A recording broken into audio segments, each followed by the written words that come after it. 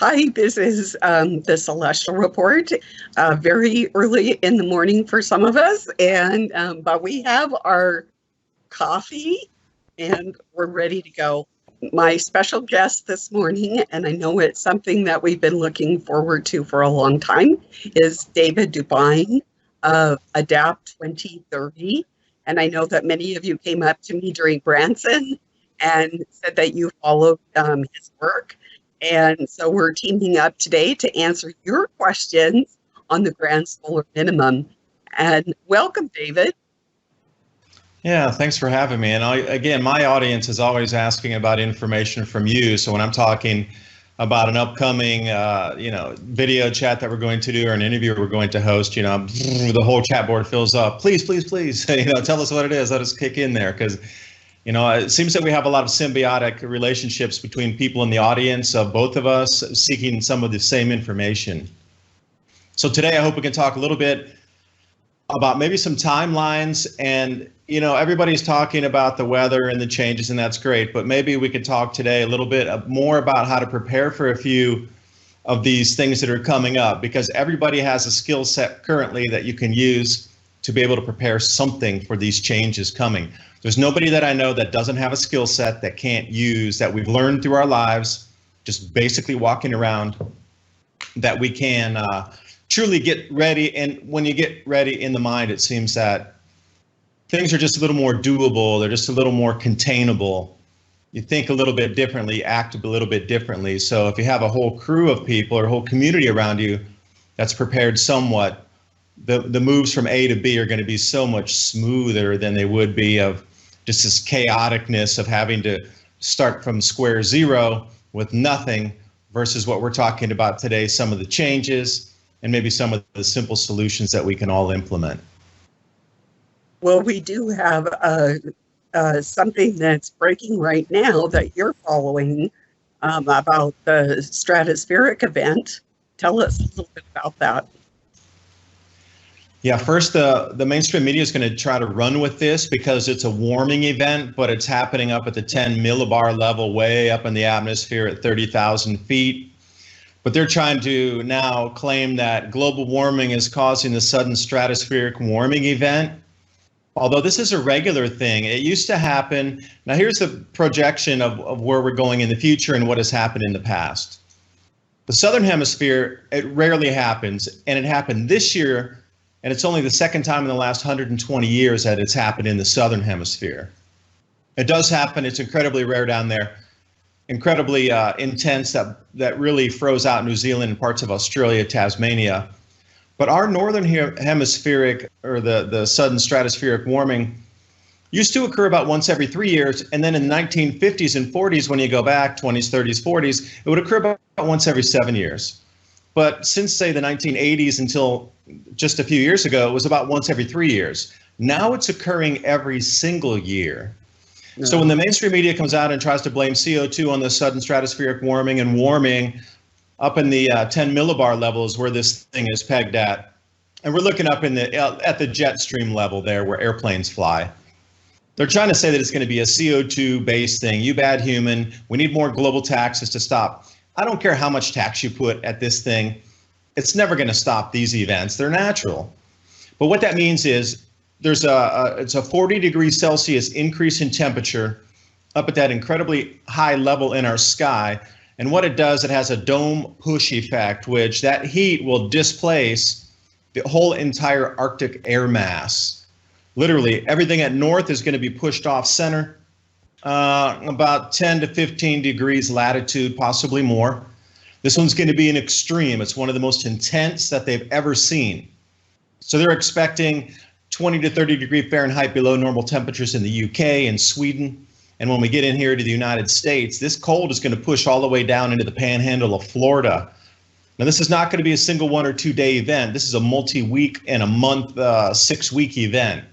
So the temperatures that we're going to start experiencing all the way through the beginning of the year are going to be abnormally cold.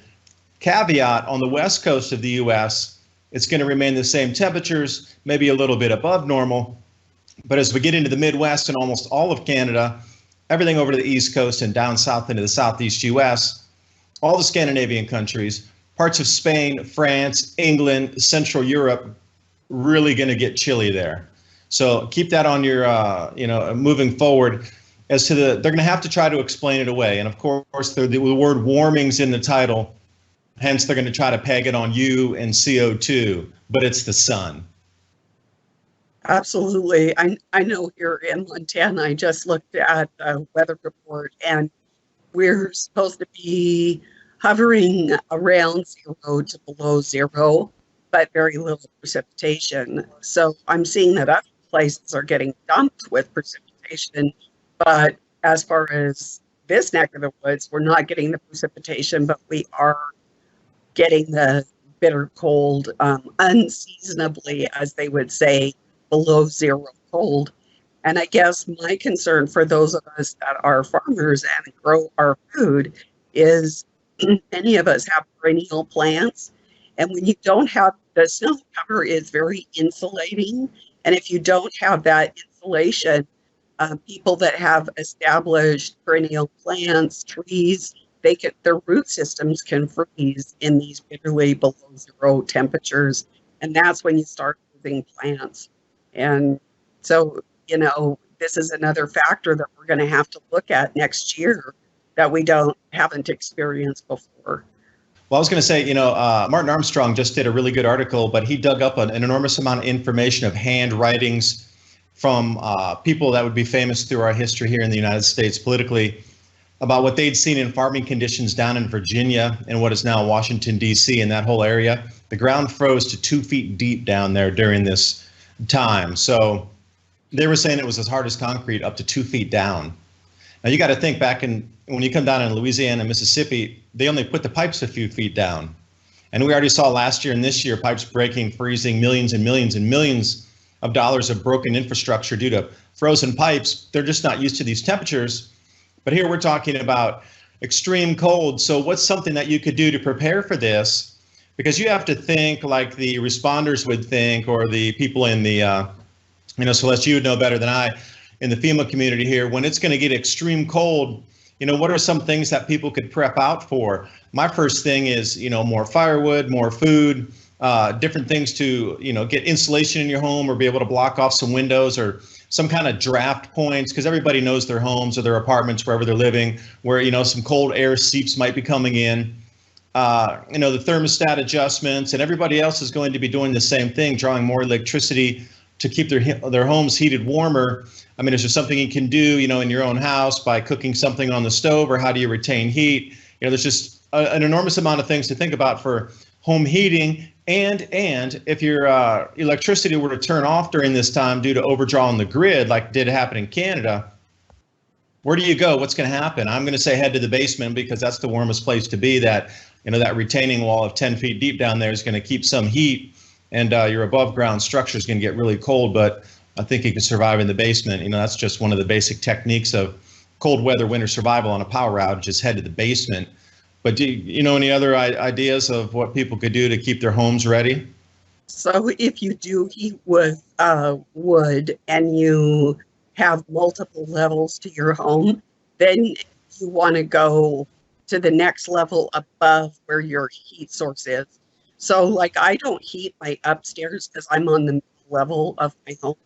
So I've got plants and stuff growing up there, and I never even have to heat it because the heat rises.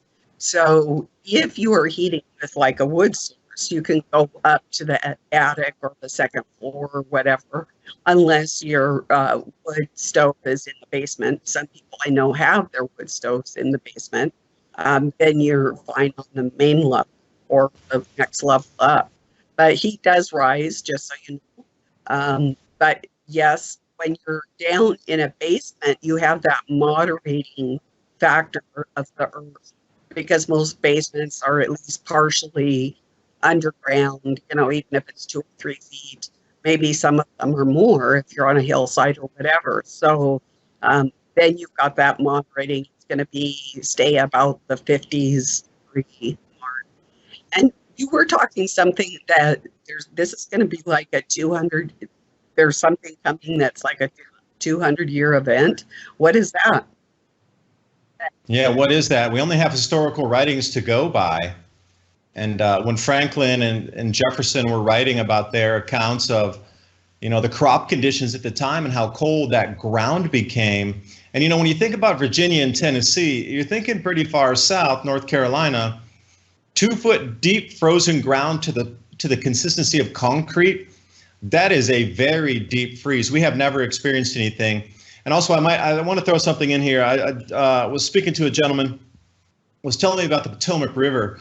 And I said, yeah, the Potomac, that's where, they dragged the cannons across during the Revolutionary War, because it froze over so thickly that they could take horseback wagons and cannons across.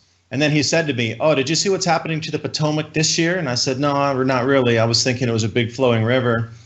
And he's like, check out this video where somebody walked the entire width of the river and only ever got to about knee to maybe thigh deep. So if the water level's already this low for this year, and it hasn't really rained that much ever since to refill the river, a water body that deep is going to freeze much, much, much faster, very solid completely, than something that's 20 feet deep that's flowing. So again, we can start to see some of these repeats in history. The River Thames is not going to freeze because it's been dredged out since the time of the ice fairs. So when we come back, we got two different sets of history going on here, both in the States and over in Europe. So look for different water bodies to freeze, and especially, the bays in the U.S. going out off the East Coast. If it does get that cold for this prolonged period of time for weeks, you're going to start to see a lot of ice cover really quickly, well early into the season. Is that the reason that other countries are, commissioning more and more icebreakers, and the U.S. is lagging behind with a couple broken down ones, and, ones that were shifting between hemispheres to run missions for the climate scientists?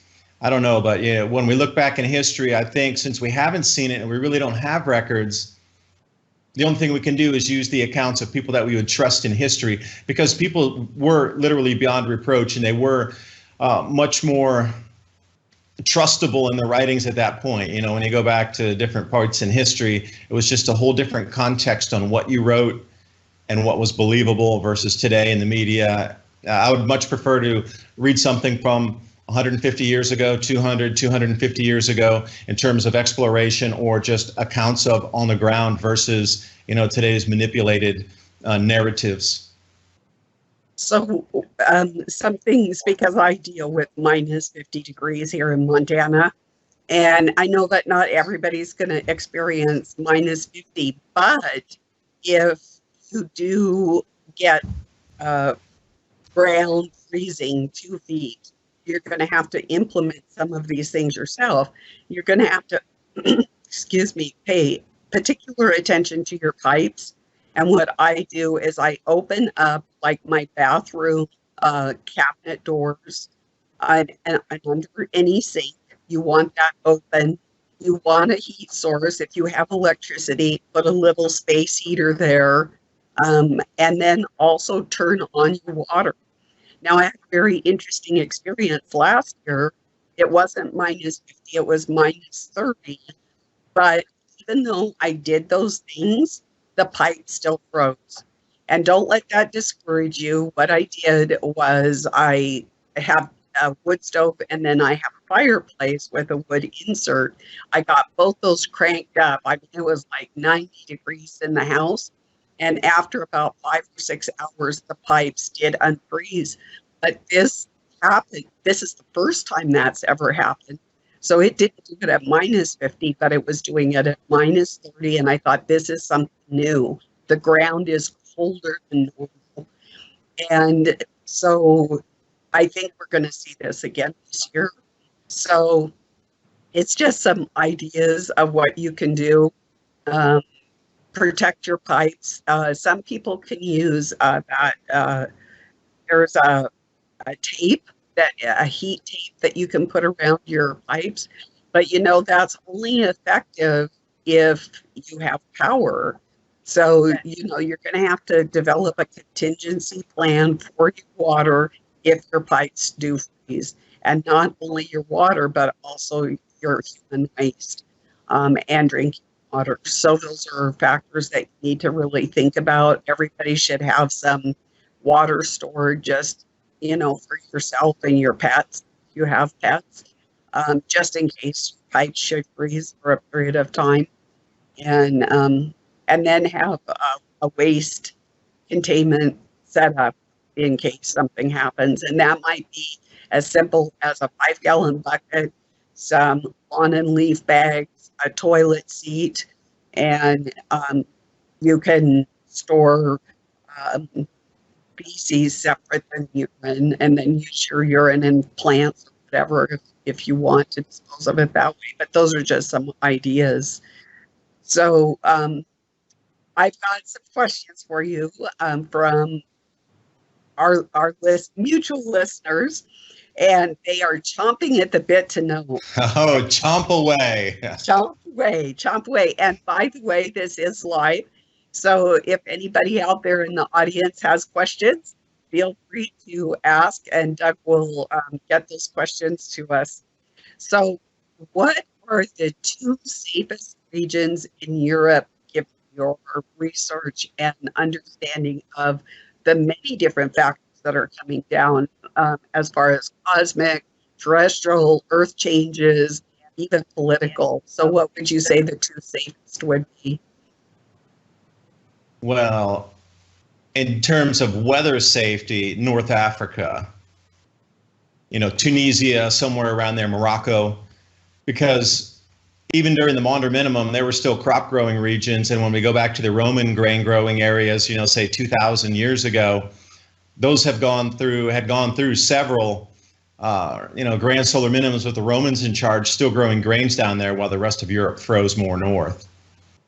Safety-wise, politically, people with different risk assessments as well. I looked at the sea surface temperatures in the Mediterranean just today. On the west, right near the left side, are going west of Italy over out to the straits there at Gibraltar. Incredibly cold, a couple degrees Celsius below normal. But when you get over toward Turkey, that heat is there, and they're expecting, because of the heating water with some of these massive storms that will be coming through, to get excessive snows through Turkey.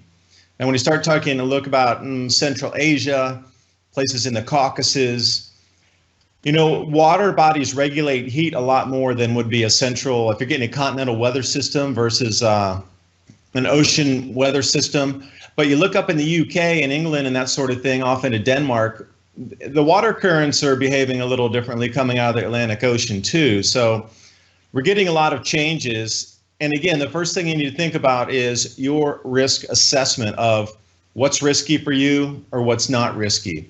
Because I could say, go to this place like North Africa. Do you feel safe going to Tunisia or Morocco? A lot of people would say no. A lot of people would say yes. There's abundant opportunity there. Depends how you want to take it on. Can you work with the local population there? Can you learn the language? Can you blend with the customs? Can you adopt to the food? Can you change a little bit of lifestyle? Because you're not going to be able to drink alcohol if you're in Tunisia or Morocco. And if you do, it's going to be very few and far between. So if you're used to having a lot of alcohol all the time, beers, wines, and things, you're going to have to shop. That's going to be a shift, Other places that you might want to look at, again, Adriatic Sea areas. I'm a fan of Croatia because looking back in the history there, that little bit of water is able to keep things quite a bit warmer than the rest of Europe just because of that heating effect off that little sea in there. Although we traveled in Croatia and it was about 20 degrees Fahrenheit below normal last year, when Christmas and New Year's, when we went there and traveling. But predominantly, everybody says it stays incredibly warm compared to the rest of Europe. That's why a lot of people like to go down on holiday right along that coast there, all the way down into Montenegro, etc., because that's a microclimate by itself. Love the food, amazing people, and it's still very European style. But I have a few other nuggets that I've been trying to look at as well. The Ukraine. Now, again, we see people go, "What is he talking about? The Ukraine? But again, it's all about risk assessment and understand that that's going to become another breadbasket during the times of famine around the other parts of the planet. That is going to grow an enormous amount of food. They're going to actually bring up their production over the next couple of years. And I saw them trying to do it this year. They increased their planted acreage by 6%.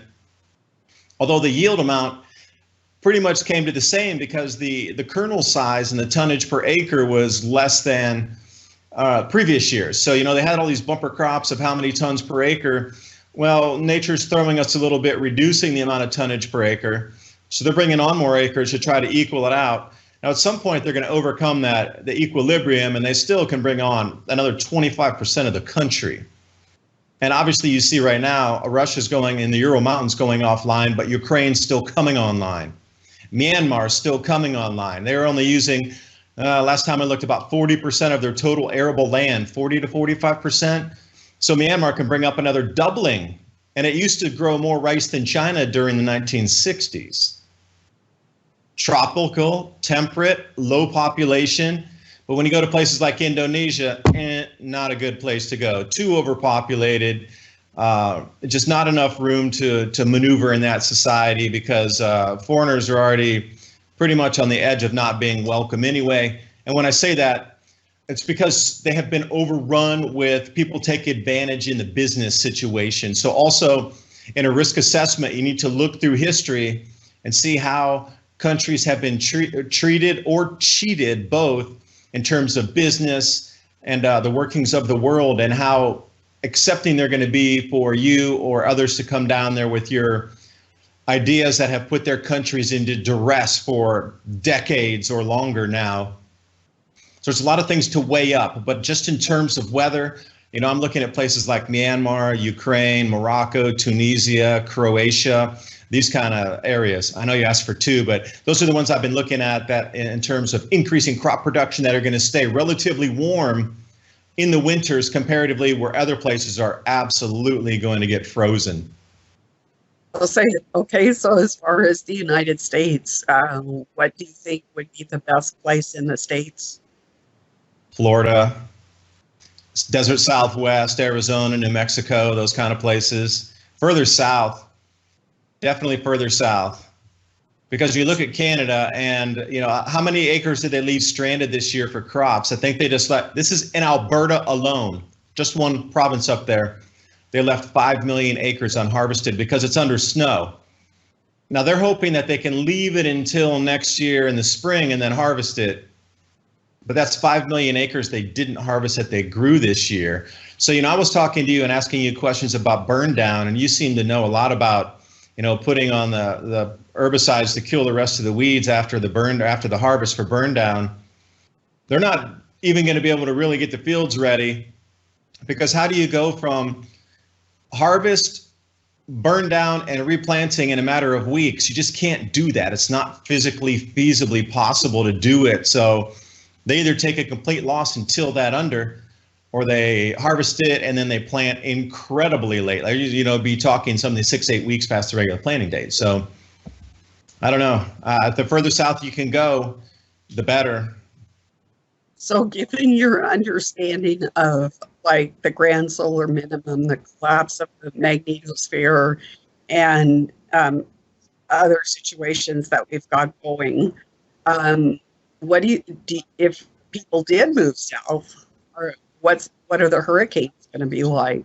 Are we going to have these big broiling multiple class 5 hurricanes that are going to kind of take out Florida, maybe the Gulf area, and Texas? That's an unknown, because those are cyclical as well. You look at some of the biggest hurricanes in recorded history, those occurred in the 1930s.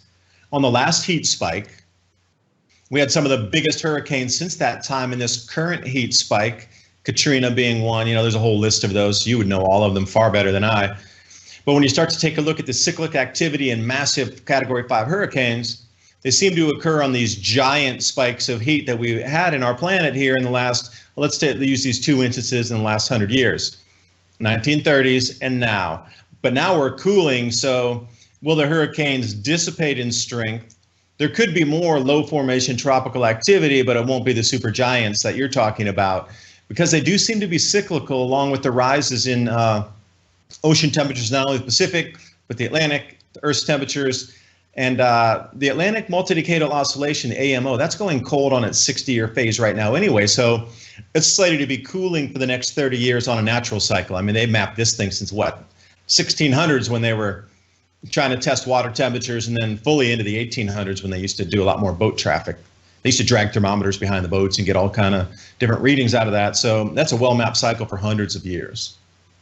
What about South America? Is there a safer place than not? Like, would you go to the Andes or Brazil in the Amazon? What's your take? I don't know. Again, my political risk assessment, everybody's got different political risk. Like if you speak Portuguese or speak Spanish, you're going to be way better off than somebody who knows nothing and then trying to rock down there and just set everything up. And, you know, it's very tumultuous with governments. Look at all the protests happening across the continent down there. What's there, 5 countries now trying to change the government due to increasing food and fuel prices? I mean, you always see changes of governments down there. We've seen that since we were kids. I mean, flip-flop, flip-flop, flip-flop, flip-flop. At what point maybe they flip and they go, all foreigners out. But what if you set everything up for their 10 years getting ready for this event and they're like, get out? So I don't really know. I haven't been focusing too much. Venezuela is another one. You might go, Venezuela? What is this guy talking about? But realize Venezuela is the breadbasket of South America, period. I think that why there's so much interest in it and why there's so much political instability being forced into that place is to try to make some regime change so we can get a hold. I'm not saying we as in the United States, but other governments around the world can get a foothold in there, because that is another place that can increase its food production by 75%. And the amount of grain and food they can put out of there would supply part of the United States for sure, supply parts of other South America for sure, supply definitely parts of China for sure. So take a look who's down there politically and see how much food they can start to grow again. But in terms of it's tropical, it's right near the equator there, I should say equatorial belt, if you will. And they can increase a lot of things. It's just politically unstable at the moment. And, you know, before all the political instability, it was one of the friendliest countries, most amazing people you'd ever want to meet. And all my friends used to travel there and be like, man, you need to go down there. You need to go down. And I never went. I should have gone, you know. But it would definitely be on my to-do and check out list. Again, you know, how will things politically start to become stable again when the food losses across the other parts of the planet start to show themselves? While all these politically unstable areas suddenly become rock solid politically, because then the food becomes the most valuable commodity on the planet.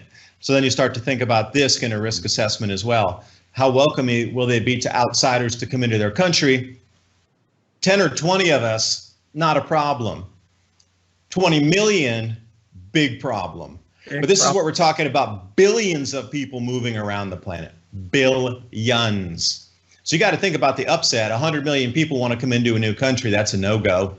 Even 10, 20 million people into Venezuela would be like, all right, we're locking the border off here. Nobody's coming in this time.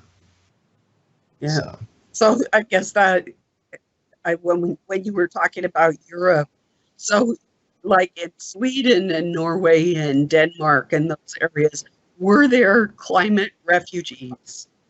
Did people leave that area during these, like the Maunder and minimum, you know?